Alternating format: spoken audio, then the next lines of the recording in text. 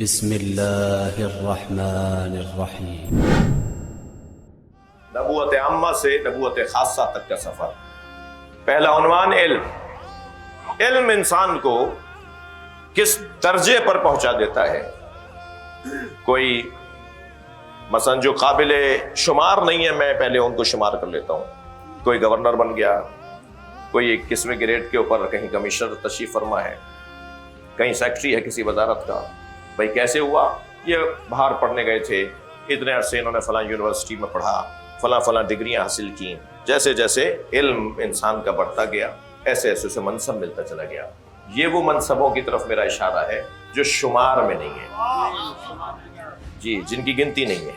لیکن عزیزان گرامی، جنہیں اللہ نے تمام اسماء کا علم عطا کیا، جسے اللہ نے پڑھایا، اچھا پڑھایا سب کو ہے، کلاس میں سب بیٹھے تھے، ایسا نہیں ہو سکتا یہ اللہ بے عدالتی، اللہ اور بے عدالتی تو پھر اللہ نہیں ہے۔ اللہ عادل ہے، پڑھایا اتنا ہی فرشتوں کو بھی تھا، پڑھایا اتنا ہی حضرت آدم کو بھی تھا، کلاس دونوں کی ایک ہی تھی۔ وہ اور بات ہے کہ جب امتحان کا مرحلہ آیا تو جو کامیاب ہوئے وہ آدم کہلائے۔ یہ ہرگز نہیں ہے کہ جب فرشتوں نے کہا کہ لا علم الا ما علمتنا، یا اللہ ہمارا تو علم اتنا ہی ہے جتنا تو نے دیا ہے، تو یہ وہ صحیح کہہ رہے تھے، یہ اتنا ہی علم حضرت آدم کو بھی دیا تھا۔ ایسا نہیں تھا کہ حضرت آدم کو زیادہ علم دے کر اللہ نے انہیں کامیاب کر دیا اور انہیں کم علم دیا، ظاہر کم تھا تو اتنا ہی بتاتے جتنا پتا تھا۔ دونوں کو ایک علم دیا، مگر دونوں میں تشخیص کی کیفیت مختلف تھی۔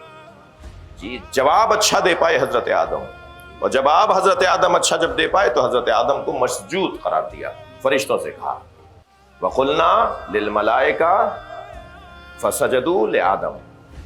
اللہ نے کہا کہ پھر ہم نے ملائکہ سے کہا کہ آدم کو سجدہ کریں، اور سجد الملائکہ، اور ملائکہ سجدہ کرنے والے قرار پائے، اور پھر سب نے سجدہ کیا الا ابلیس۔ ابلیس نے سجدہ نہیں کیا۔ تو جو ابلیس نے سجدہ نہیں کیا تو کیا ہوا پھر اس کے ساتھ؟ یعنی کہیں تو ایسا ہوگا نا کہ اللہ اپنی نافرمانی پر کوئی سزا دے گا۔ اللہ نے نافرمانوں کو معافی کا رستہ تو بہت دیا ہے، مگر کوئی جگہ ایسی ہے کہ جہاں نافرمانی کی گنجائش نہیں ہے۔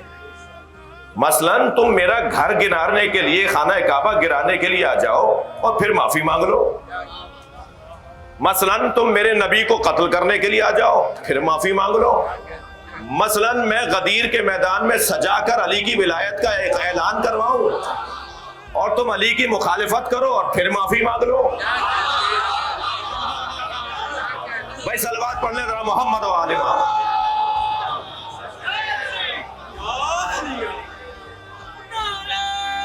جی، یہ کیا ہوگا؟ یہ ہمیشہ ایسا نہیں ہوگا۔ اللہ نے خانہ کعبہ پر پتھر برسانے والوں کو کیا معاف کر دیا؟ نظر انداز کر دیا۔ جی، جو خانہ کعبہ کو ڈھانے کے لیے آئے تھے، ہاتھیوں کو لے کر آئے تھے، اتنا بڑا جانور لے کر آؤ گے، ہم اتنے سے جانور سے ماریں گے۔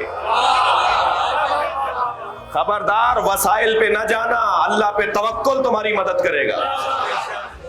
اتنے قوی ہیکل جانوروں کو معمولی کنکریوں نے زخمی کر دیا، اور ان پرندوں نے جب کنکریاں چھوڑی تو کسی کی کنکری خطا نہیں کر رہی تھی، اس لیے کہ اللہ کی طرف سے بھیجے گئے تھے۔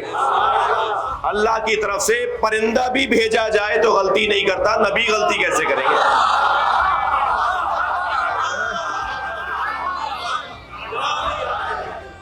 تو آپ نے دیکھا کہ منظر کیا بنا۔ اللہ اپنے گھر کی توہین کرنے والوں کو پسند نہیں کرتا، ایسے ہی رسول اللہ کی توہین کرنے والوں کو پسند نہیں کرتا۔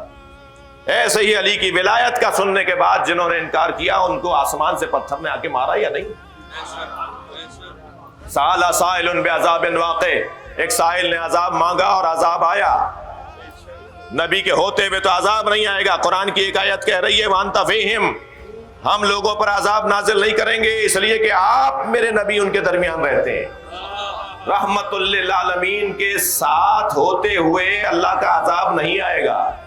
ایک قاعدہ، دوسری آواز کہ ہم نے عذاب نازل کیا، یا اللہ یہ کیا ہو رہا ہے؟ تو دیکھو تو صحیح وہ کون ہے جس پہ عذاب آیا ہے؟ وہ ہے جو مولا علی کی ولایت کا منکر ہے۔ لہذا جب کہا کہ آپ نے اپنی طرف سے کہا یا اللہ کی طرف سے، آپ نے فرمایا میں کوئی بات اپنی طرف سے نہیں کرتا، جو بات کرتا ہوں اللہ کی طرف سے کرتا ہوں۔